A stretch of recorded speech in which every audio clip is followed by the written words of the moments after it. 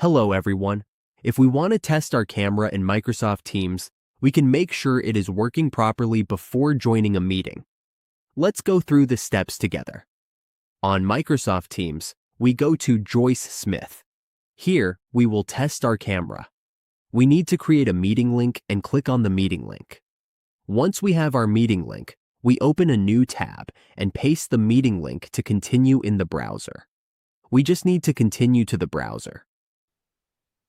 In this space, we can test our mic, speakers, and camera by turning on our camera. If we turn on our camera, we just need to choose which camera we are using before joining. A pop-up of our camera will appear.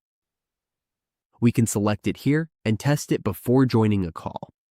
We can also configure the settings here, but we can only configure our devices, not test them in this view. Here, we can choose our camera, speakers, or audio, depending on what we need. A great way to test our camera is to join a sample meeting. We just need to create a sample meeting, get the meeting link, and then join it ourselves before joining a real call. And that's it. We have successfully tested our camera in Microsoft Teams.